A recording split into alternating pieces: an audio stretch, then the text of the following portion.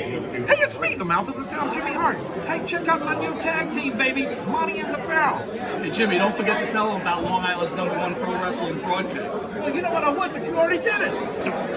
It's Monty and the Pharaoh. With Monty and Pharaoh. The Monty and Pharaoh Show. Monty and Pharaoh, bro. Monty and the Pharaoh. Monty and the Pharaoh. Monty and the Pharaoh. The Monty and Pharaoh Show. And you're watching the Monty and Pharaoh Show. Monty and the Pharaoh. With Monty and the Pharaoh. Monty and the Pharaoh. It's Monty and the Pharaoh. Monty and the Pharaoh. Monty and the Pharaoh. Monty and the Pharaoh. Monty and the Pharaoh. Monty and Pharaoh. It's Monty and the Pharaoh. And Monty and the Pharaoh. Oh, is it Monty and the Pharaoh? Monty and Pharaoh. The Monty and the Pharaoh Show.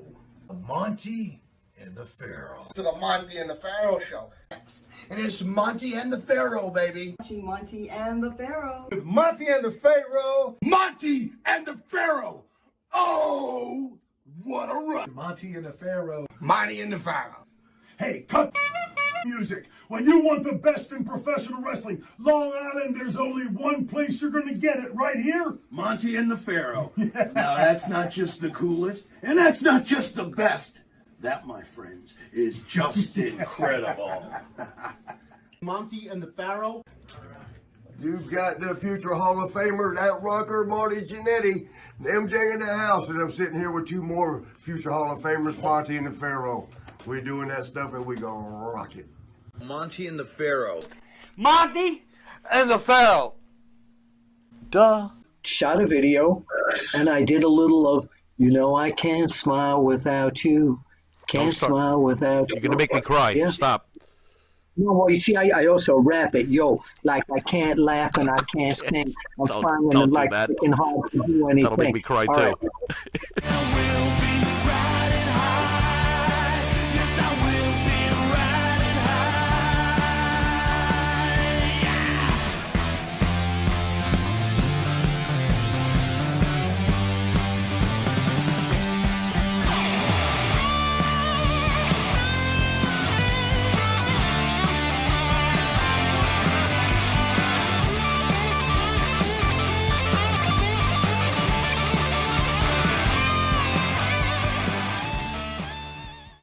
Welcome to Long Island's #1 pro wrestling broadcast out of Indie Music TV in Ronkonkoma, Long Island. Mr. Bill Apter, thank you for joining Monty and the Pharaoh. How are you, sir? It is my extreme pleasure to be here, and you called me an icon, and I really appreciate that. I'm very flattered. But all my years shooting pictures of the matches, it was a Nikon, not an icon. You were talking about Animal, Yeah. Joe Laurinaitis, and it's funny because I've mentioned this recently to a lot of people. I shot this photo that's on this sweatshirt along with Craig Peters. We did some horror lighting, etc. And the Road Warriors asked permission to make this into a sweatshirt. And I've had this sweatshirt here for a long time, and I wanted to pay homage tonight to both of them. It's really funny because as much as I knew Joe, I knew him from the day that Ole Anderson put him in a biker outfit, called him Animal, and I never called him Joe. Even when I saw him personally, we'd go out to dinner and do things, photo sessions, interviews. He was always Animal to me, and Mike was always Hawk to me. I always call them by their character names, but with the loss of him, it was so shocking. I got a call at about 6:45 in the morning Eastern time from Sal Corrente. He's the guy who invented Wrestle Reunion. He was known as the Big Cheese, and he's still around the business. And he said, Joe died. And I said, Joe who? And he said, Animal. I was like, the whole day yesterday, during the day I worked for a nonprofit company beside doing the wrestling full time. I help people with disabilities to find jobs. I couldn't go out and do anything yesterday. My body and my mind were obliterated by that news. I had just sent a video to his lovely wife, Kim, for his 60th birthday. She was kind of getting videos from everybody, and she included me on that. And she said he loved it because what I did, I said, who's this video for? Oh, Joe, the guy with the makeup, the demolition guy, right? She said he roared at that. He thought it was the funniest thing he'd ever heard. And he celebrated that, and then I wished them happy anniversary on their Facebook page. And then that next morning, the call from Sal, and my phone just blew up the whole day. And I'm still pretty much in a state of shock over this whole thing because sometimes you expect these things, but this makes the year 2020 suck even more. The recent deaths of my best friend in the business, Mr. Wrestling number 2. You can see his mask right above me next to that belt that some fan made for me out of Legos. Death of Bruno Sammartino, Pedro Morales, all these people whose careers I, along with the rest of the team at the magazines, chronicled and brought it to you pre-internet. It's very, very, very difficult. It's very hard to deal with. It's losing family. The other side of that is the great stuff that he brought to all of us, that he and Hawk did. They were the best kick-ass team. I used to think that the Andersons, Ole and Gene, were the toughest team in wrestling till I saw the Road Warriors. And I saw one of their first matches before the makeup, and they were kicking the crap out of who was it? David Sammartino and Roberto Soto, I think it was. And I was shooting right this close, and I was going like, these guys aren't pulling anything. And little by little, the way I became friends with them and Precious Paul Ellering, and then the photo shoots that Craig Peters and I would do, and the interviews on the Crockett shows and World Championship Wrestling, where we just had fun improving with each other. They brought a whole new, like ECW changed the business forever, they changed the business forever. All right, ladies and gentlemen, let's get to the juice. Wait, I have to tell you the terrible joke now. The terrible joke? Go ahead. These two men were outside a Chinese restaurant wanting to know if there are any Chinese Jews. So they said, why don't we go in and we'll ask the waiter? So they sit down, they ask the waiter, are there Chinese Jews? Waiter said, I don't know, I'll go ask the boss. He comes back, he says, the boss says there's no Chinese Jews. Only orange juice, tomato juice, and pineapple juice. Very good. You brought up the Shalom stuff, so you... All right. You had to call my segment the juice, huh, Mike? There you go. There you go. I'm going to tell you the truth. I never wrote anyone but me. Okay. I never ghost wrote anyone. I was never any of the other characters or anything. And there are two people that worked for us that people don't believe that they were real. One of them was Dan Shockett. He was our first heel reporter. Yes. Dan died at a very young age of cancer. Dan was a Long Island kid, too. He was from Oceanside. And Eddie Elner, who is still alive, and you can find him on Facebook, he took Dan's place after Dan's passing. For those folks who don't know, Matt Brock was an imaginary... I thought he was a real person. It turns out he wasn't.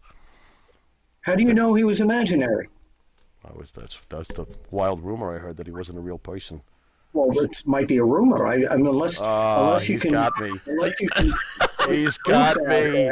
Listen, this is torturing me. You're going to leave me hanging like this? All these years I thought Matt Brock was a real drunk. Give up. Oh, this is terrible. In your book, Is Wrestling Fixed? I didn't know it was broken. There's a picture of you and your brother. So obviously two wrestling fans want to be tag team champions. What did your dad think about the whole deal? My dad backed anything that I wanted to do. My dad was a letter carrier at the New York City Post Office down in the Garment District. My dad was a sandlot umpire. When I started getting into the business, my dad came with me because he was very proud of what I was becoming, and they let him come in with me. And my dad actually became very good friends. Pedro Morales used to call us maybe once or twice a month. He'd say, "Baby, I like to talk to Daddy." And he would call and talk to my father all the time. My dad and my mother both were so proud of that I was getting into something that I was following for so many years as a kid.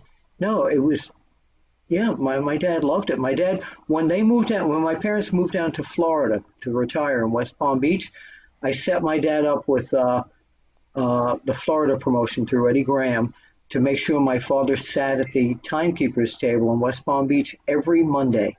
And every Monday he would call me with wrestlers on the phone. All the wrestlers, they'd see me at the Garden the next month. "Hey, Bill, we saw your dad." It was great. It was wonderful. How hard was it to get the wrestlers to accept you in the beginning? Was it something you had to sell to them, or was it they just realized that you were making them bigger than life? Great question.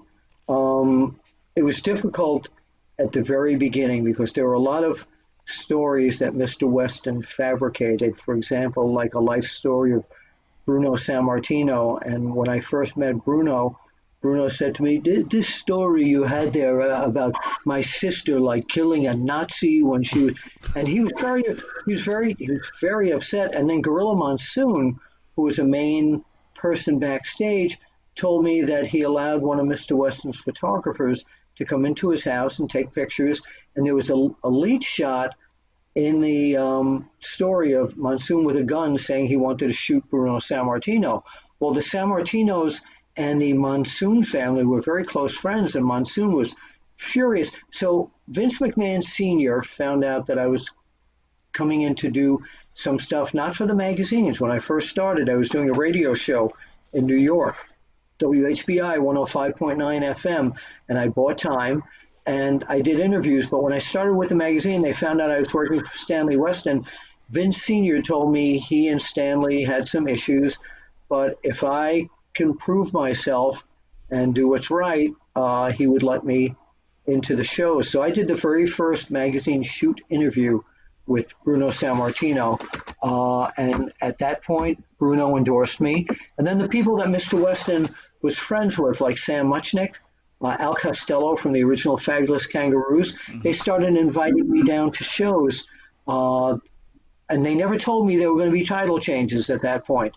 But they would bring me down there, and all of a sudden a title would change when I'm shooting pictures there. So I happened to be at the right place at the right time. Yeah, so Mr. Weston endorsed me to a lot of people, but little by little, I got the endorsements of the people in the dressing rooms. And then I became, second nature to me being back there. I was expected back there. How different was it for you covering boxing compared to wrestling?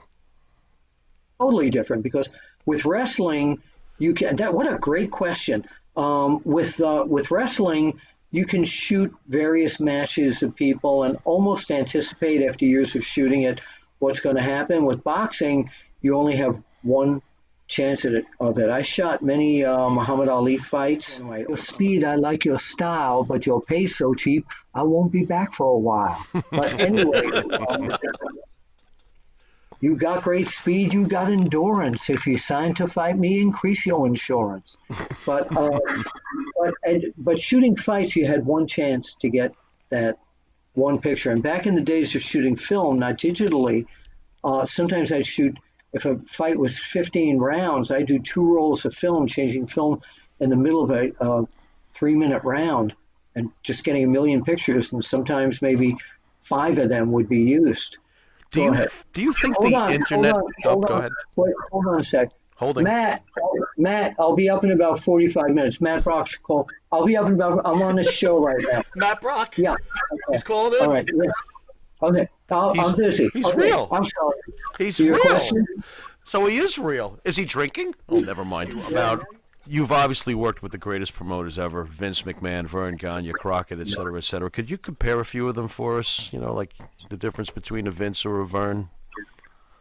Well, the Vern was very secretive. Vern knew that I knew the business, but I'd ask him a question about the business, and he'd go, "Oh, I don't know. I just have to go ask my son. Call Greg." And then Greg would tell me whatever I needed to know. Vince Sr. was a businessman. I never really asked him what was going to happen or what was going to go on. He was very nice to me, very businesslike. Jim Crockett was, he became a good friend. We became confidants of each other. And when the WWF banned all the wrestling magazines from their buildings because they had their own magazine, Jim Crockett said, "Hey, I'll help you guys out. I'll put you on my TV every week." And almost every week I was on his TBS show doing Pro Wrestling Illustrated scouting reports. Yes. Do you remember those? Yes, we do. Yeah. Bill, Yeah, how affected were the sales of PWI when Vince launched the WWF magazine, which, by the way, I thought absolutely sucked compared to yours? Go on. Well, thank you. But not at all. It didn't hurt us at all. Good. We sent people, we bought pictures from press people. We sent people in the stands with long lenses. And we weren't, it's funny because we weren't selling posters in the magazines or anything. We were reporting news. Mm-hmm. And this is why I think nothing legally was ever challenged, because we were covering wrestling like Sports Illustrated would cover football or baseball or boxing or whatever. How did you ever get angry about it? And did you guys meet and say, you know what, we're just not even going to cover the WWE? We took world title recognition away from them for many, many years. But it didn't really affect anything. It was controversial. Fans wrote in back then that we were wrong. Some fans supported it.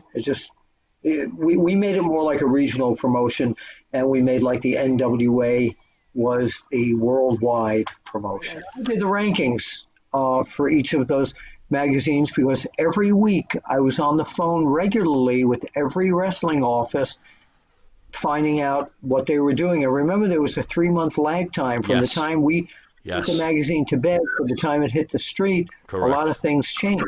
Yeah. Andy Kaufman, and I want you to take the story, but I'm just going to lead you into it. Andy Kaufman comes to you and says, hey, I want to get into wrestling females or wrestling in general. And you reach out to Vince Sr. How come Sr. didn't want to go with the angle? Well, first of all, let me explain to you what had happened. Andy was already wrestling women in his act, there in his nightclub act and his stage show. We were backstage at Madison Square Garden one night, and I had never met him.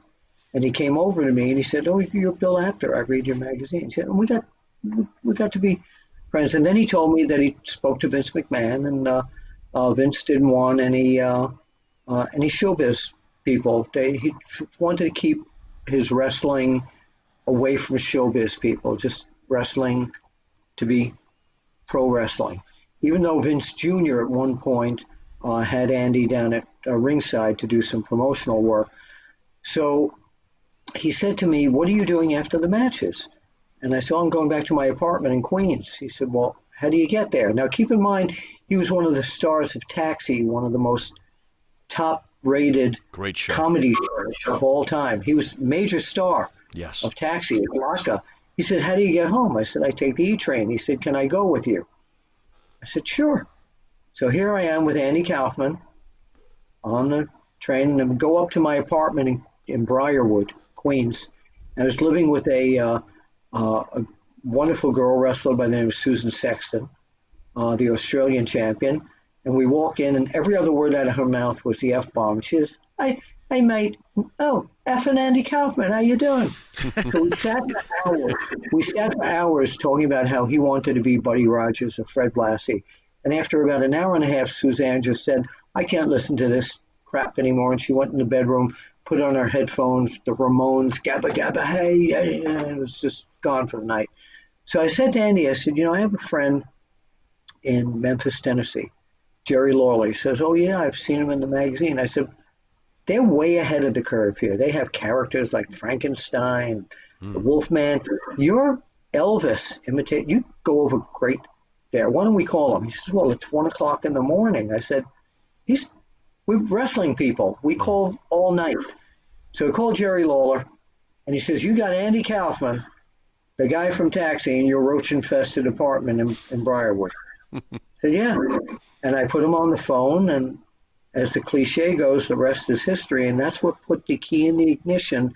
And a few days later, Andy was down in Memphis, and Jerry Lawler and Jerry Jarrett brilliantly set up that entire situation.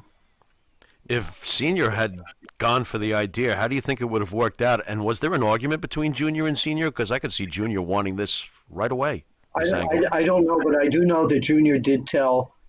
By the way, I just noticed something, that my stool is blocking the Apter. My stool, right? You said stool.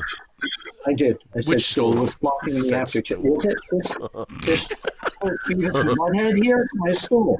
Oh, that kind of stool. I'm sorry. Oh, right. Okay. But Vince Jr. did tell Jerry Lawler at one point that that's the one thing that escaped him that he would have loved to have done.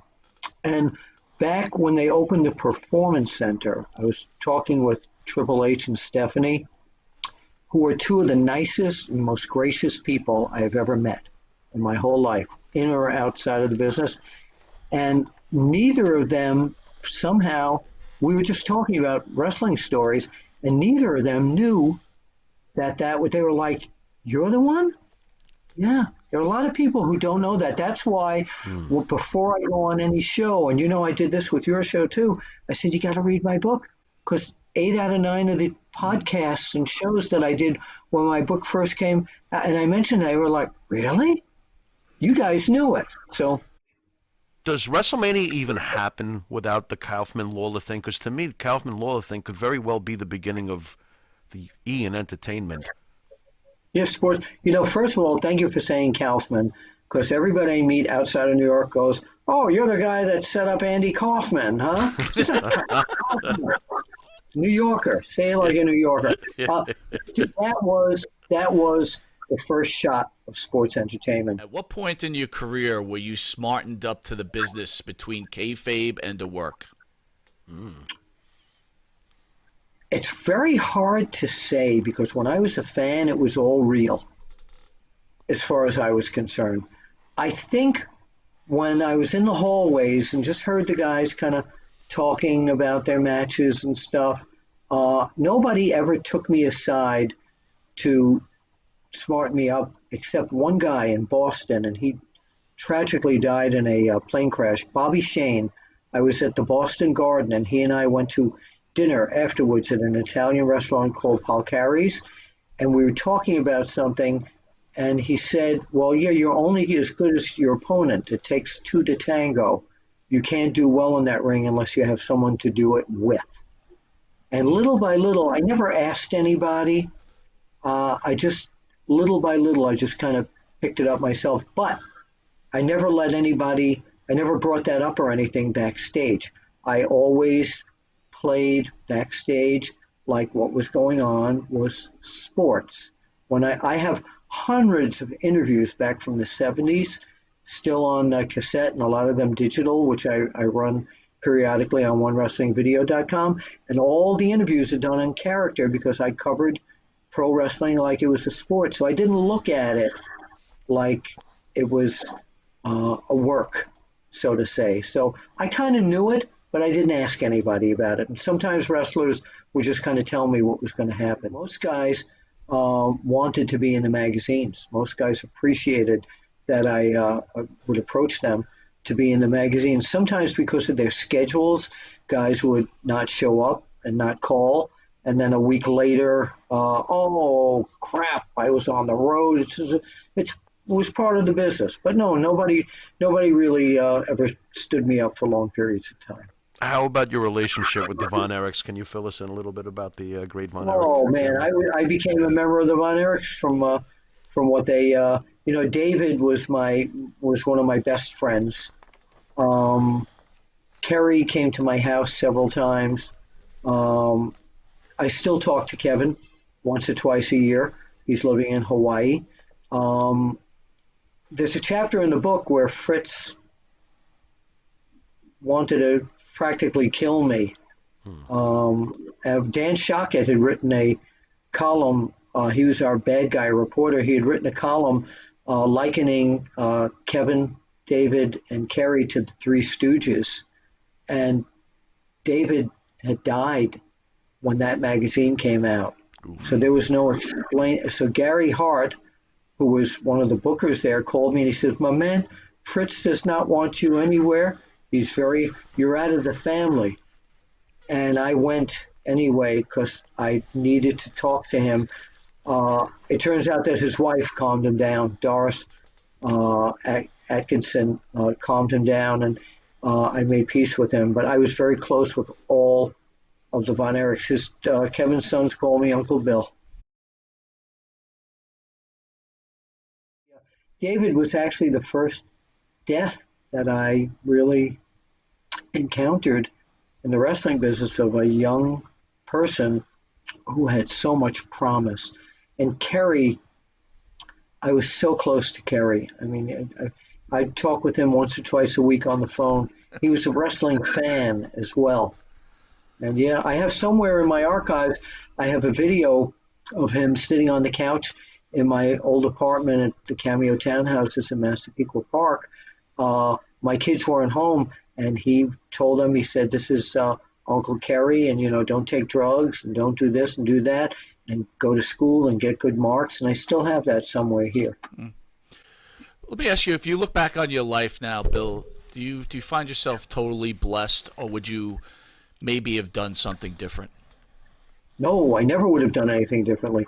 I was offered a job by WWE to be editor of their magazine, but I was very loyal to Stanley Weston, the person who hired me. No, I started out wanting to be a broadcaster in pro wrestling, and the companies were all filled doing that. I wanted to be on TV and wrestling, and through the magazines, I remember Mr. Weston saying to me, "You want to be on TV and on the radio? I can help you do that." And he started sending me on these trips to Detroit and Toronto and Florida and Georgia and all that. And me being down there with a sport jacket and a tie and a nice shirt made it feel like this guy came all the way from New York City to be here. So this must be even more important than you think as a fan watching it. Nice. And I shot a video, and I did a little of, "I can't smile without you. Can't smile without you." You're going to make me cry. Yeah. Stop. No, well, you see, I also rap it, like I can't laugh and I can't sing. I'm trying don't and do like that. freaking hard to do anything. That'll make me cry All too. right.